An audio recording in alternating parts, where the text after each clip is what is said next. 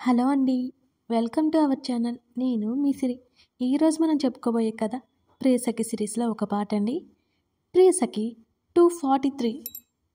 నేను తింటానులే, నువ్వు తిను అంటూ చైర్ పక్కకు లాగి కూర్చోబెట్టాడు చేతన్. ఇద్దరు బోల్డన్ని కబుర్లు చెప్పుకుంటూ తినసాగారు. ఎంతో కాలం ఇద్దరి సంతోషాలు దూరమైనా ఇప్పుడు కష్టానికి కన్నీళ్ళకి వాళ్ళు తావివ్వలేదు. ఇద్దరు ఒకరిని విడిచి మరొకరు ఉండలేనంత దగ్గరైపోయారు. ధరణిలో కంగారు పెంచేస్తూ ఆ రోజు ఇంకా ఆలస్యంగా వచ్చాడు గగన్. అబ్బా, ఇంత లేటేంటి ఇవాళ అనుకొని అతని వైపే గుర్రుగా చూసింది ధరణి. ఇల్లంతా నిశ్శబ్దంగా ఉంది. హాల్లో కూర్చున్న ఆమె అతను రాగానే లేచి నిలబడింది. ఒకేసారి డిన్నర్ చేస్తారా అని అడిగింది ధరణి. లేదు, చిరాగ్గా ఉంది, ఫ్రెష్ అయ్యి వస్తాను అన్నాడు అతను. ధరణి తలాడించి వెనకే వస్తుంటే మహి అని అడిగాడు. హాల్లోనే ఊయల్లో పండేసిన కొడుకుని చూపించింది ధరణి. నువ్వెక్కడికి, ఇక్కడే ఉండు, మళ్ళీ వస్తాను కదా అంటూ అతను వేగంగా మెట్లెక్కి వెళ్ళిపోయాడు. కాస్త కదిలిన కొడుకు ఉయ్యాల కదిలించింది. అతను వచ్చే వరకు అలాగే కూర్చుని ఎదురు చూడసాగింది. విపరీతమైన ఆవలింతలు వస్తుంటే కష్టంగా ఆపుకుంది. నిన్నెవరు ఇప్పటివరకు వెయిట్ చేయమన్నారు? మామ్ ఉంటుంది కదా. ఆమె నిద్రముఖం చూసి అడిగాడు గగన్. అత్తయ్య ఉంటాను అని చెప్పారు, నేనే ఉన్నాను. అతని దగ్గరికి వచ్చి వడ్డించింది ధరణి. కూర్చో, కుర్చీ లాగి చూపించాడు. నేను 8కే తినేశాను, లేకపోతే అత్తయ్య ఊరుకోరు అంటూ అతనికి పెట్టి ఒకసారి బాబు దగ్గరికి వచ్చి చూసి మరలా అతని పక్కకొచ్చి కూర్చుంది ధరణి. ఇంత ఆలస్యమైందంటే ఏంటండి? ఎప్పుడు అడగని ఆమె అడుగుతుంటే చిత్రంగా అనిపించి ఆమెని చూశాడు. వర్క్ ఉంటే ఉండిపోయాను, ఏం అని అడిగాడు. బుర్ర అడ్డంగా ఊపింది ధరణి. ఏంటి తినట్లేదు, బాలేదా? రోటీస్ కర్రీ వైపు చూస్తూ అడిగింది ధరణి. నాట్ బ్యాడ్, అతను ఫాస్ట్గా కంప్లీట్ చేశాడు.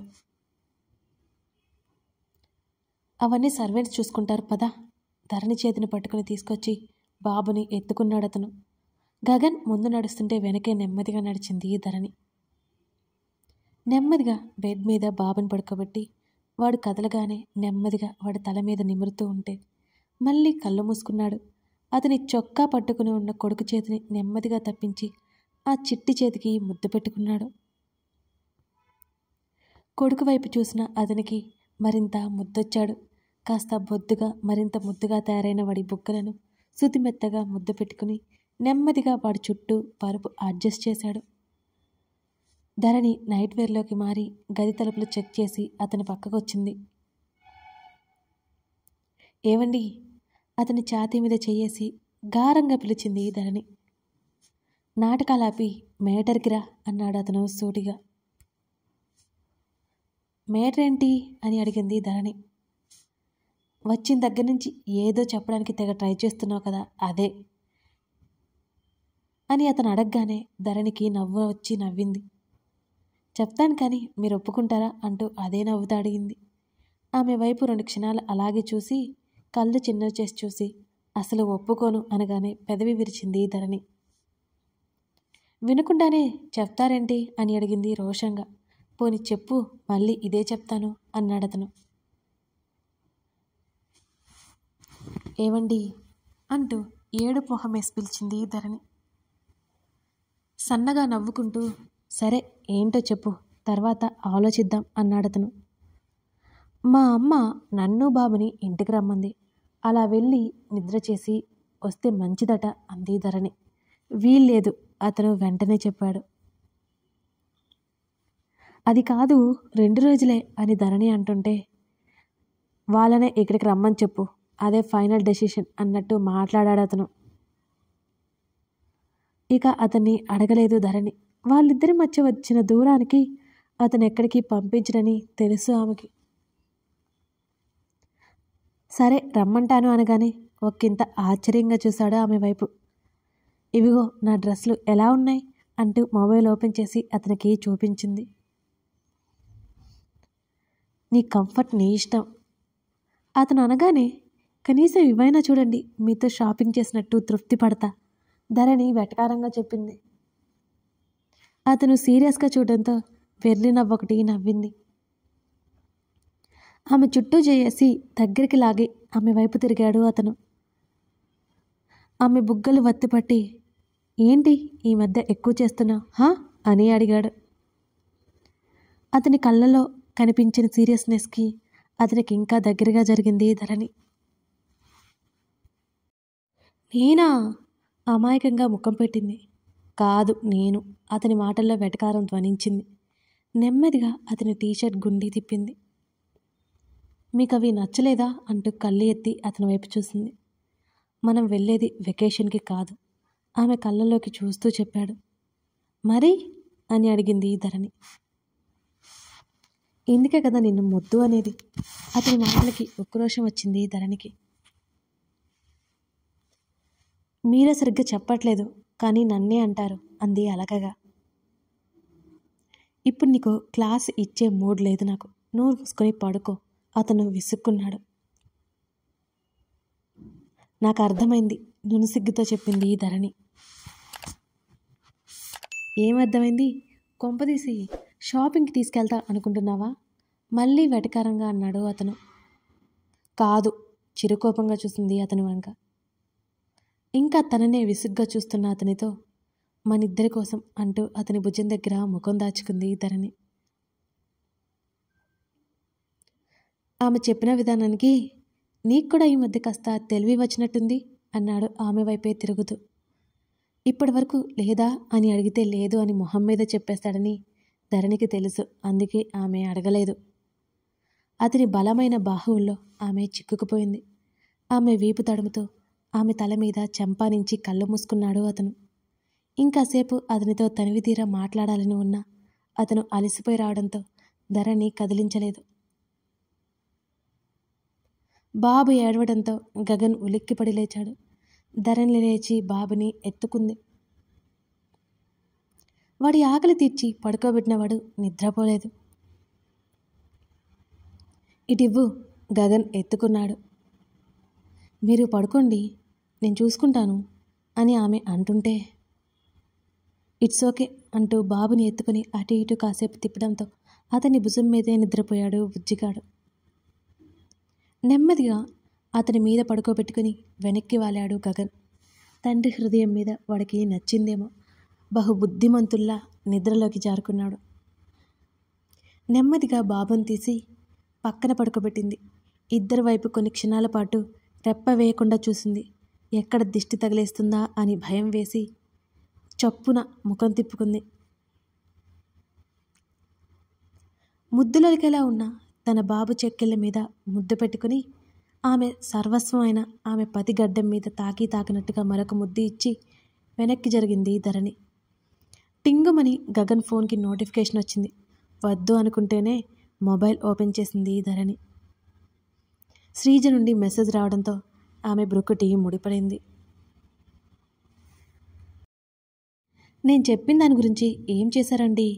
హోమ్ స్క్రీన్ మీద కనబడుతుంటే చదివేసింది ధరణి. మెసేజ్ అయితే ఓపెన్ చేయలేదు. తనేం చెప్పింది, ఈయనేం చెప్పారు? అసలే ఆమెకు అతని విషయంలో పొసిటివ్నెస్ పీక్స్లో ఉంటుంది. ఈ టైంలో శ్రీజ మెసేజ్ చేయడంతో ధరణికి అనుమానం తెప్పించింది. తను దూరంగా ఉన్నప్పుడే శ్రీజ వైపు కన్నెత్తి కూడా చూడలేదు అతను. అలాంటిది ఇప్పుడు శ్రీజ దేని గురించి అడుగుతుంది? ధరణికి అర్థం కాలేదు. అతని మీద నమ్మకంతో ఆలోచనలు పక్కకు పెట్టింది. అడిగితే అతను చెప్తాడు అనుకుంది.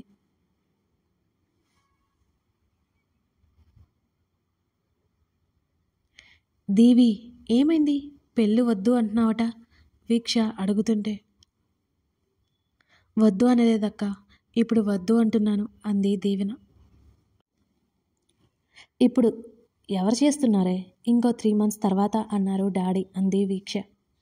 ఇంకా టైం పట్టేలా ఉందక్క అంది దీవెన. ఏమైంది? ఏదో తిక్కగా మాట్లాడుతున్నావు? నువ్వు ప్రేమించిన అతనితో డాడీ నీకిచ్చి పెళ్లి చేయాలి అంటున్నారు. మళ్ళీ ఇప్పుడు వద్దంటావేంటి నువ్వు? వీక్ష చిరాగ్గా చూసింది. మమ్మీకి ఇష్టం లేదు వీక్షు. దీవెనకి ఒక్కసారిగా ఏడుపు ముంచుకొచ్చింది.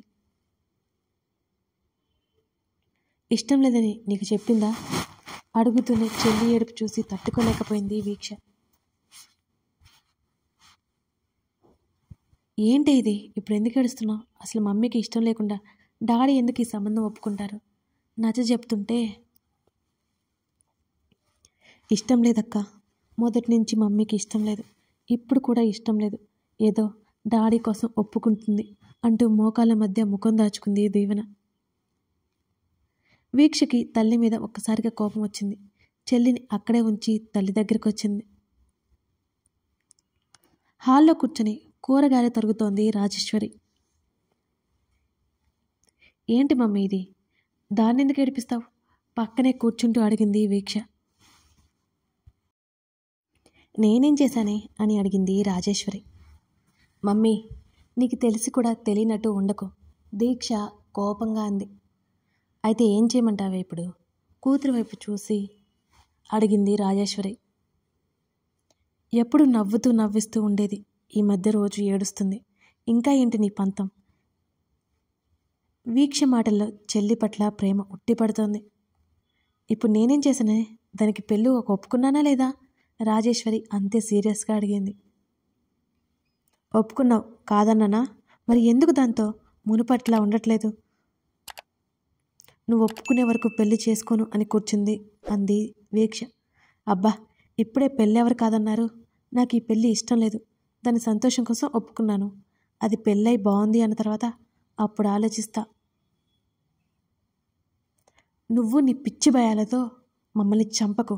అలాంటప్పుడు చేతన్ని పెళ్లి చేసుకో అని నన్ను చావగొట్టావు. ఉరిమి ఉరిమి చూసింది వీక్ష. చేతన్ నా అల్లుడు, బంగారం, నిన్ను బాగా చూసుకుంటాడని నమ్మకం, ఏమాత్రం తడబాటు లేకుండా చెప్పింది రాజేశ్వరి. గగన్ విషయంలో కూడా ఇంత చేశావు. గగన్కి నాకు పెళ్లి చేయాలని నువ్వు అనుకోలేదు అని అడిగింది వీక్ష. నా అల్లుడికి ఏమి? నిన్ను బాగా చూసుకుంటాడు అనుకున్నాను. ధైర్యవంతుడు, మంచోడు, మా అక్క కూతురే భార్య అయింది. నేను ఇద్దామనుకున్నాను, ఇవ్వలేకపోయాను, సింపుల్గా చెప్పింది రాజేశ్వరి. గగన్ ధరణిని ఇష్టపడి తెచ్చుకొని పెళ్లి చేసుకున్నాడు, అర్థమవుతుందా? అది పెళ్లి మండపంలో చేసుకొచ్చాడు. మరి గగన్ సంగతి ఏంటి? ఇప్పుడు కూడా నీ అల్లుడు బంగారం అంటావా? అంతే సీరియస్గా చూసింది వీక్ష. నా అల్లుడు మంచోడు కాబట్టి ధరణి విషయంలో బెంగలేదు. ఇలాగే స్వరూప్ కూడా మంచివాడు, నీకు తెలియదుగా అతను ఎలాంటివాడో. సర్టిఫికెట్లు ఇచ్చేయడంలో ముందుంటావే నువ్వు, దాన్ని వేధించుకుని తింటున్నావు, గట్టిగా అరిచింది వీక్ష. మొదటి నుంచి వీక్ష ప్రవర్తన అంతే కావడంతో రాజేశ్వరి పట్టించుకోలేదు. ఇదిగో చెప్తున్నాను విను, డీవీ కాబట్టి నీ పిచ్చితనానికి మౌనంగా ఉంటుంది. అదే నేననుకో, నా పాటికి నేను పెళ్లి చేసుకుని వెళ్ళిపోయేదాన్ని, విసురుగా చెప్పి గదిలోకి వెళ్ళిపోయింది వీక్ష. పెంచిన తల్లిదండ్రులు గుర్తుండరు కానీ బయట వాళ్ళు మాత్రం కావాలి. విపరీతమైన కోపం వచ్చేసింది రాజేశ్వరికి.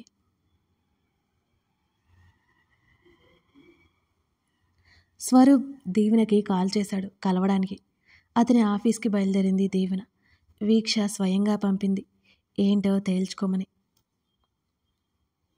అతని క్యాబిన్లో ఇద్దరు పక్కపక్కనే సోఫాలో కూర్చున్నారు.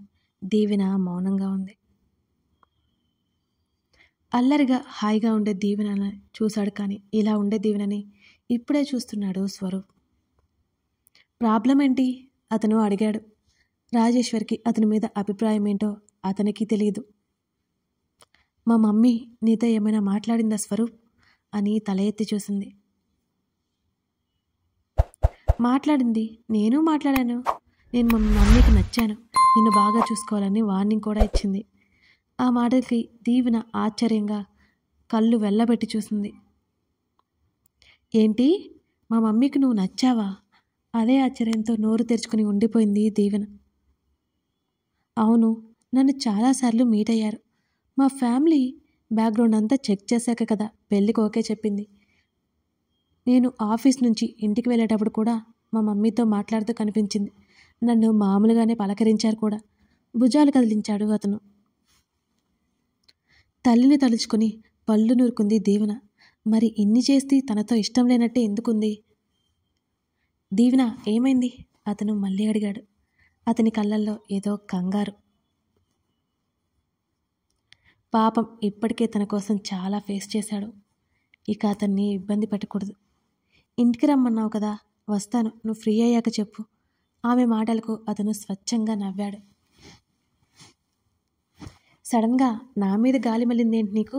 ఒక్క రోజైనా రమ్మంటే వచ్చావా? నవ్వుతూ అడిగాడు స్వరూప్. అంటే పెళ్ళికి ముందే బావోదని రాలేదు, కానీ నీకోసం రావాలనిపిస్తుంది. నువ్వు ఇంట్లో ఉన్న రోజు చెప్పు, నేను వస్తాను అంటూ ధైర్యం చేసి అతని ఒడిలోకి చేరింది దీవెన. కథ కొనసాగుతోంది. ఈ కథ నచ్చినట్లయితే తప్పకుండా లైక్ చేయండి. అసలు లైక్సే ఉండట్లేదు. మీకు నచ్చింది అని కామెంట్స్లో చెప్తున్నారు, కానీ అది మీరు చూపించట్లేదు. మీరు సపోర్ట్ చేస్తేనే కదా నేను ఇంకా మంచిగా అప్డేట్స్ ఇవ్వగలను, వీడియోస్ పెట్టగలను. అలాగేనా? Thank you for watching this video. Subscribe చేసుకోవడం మర్చిపోకండి.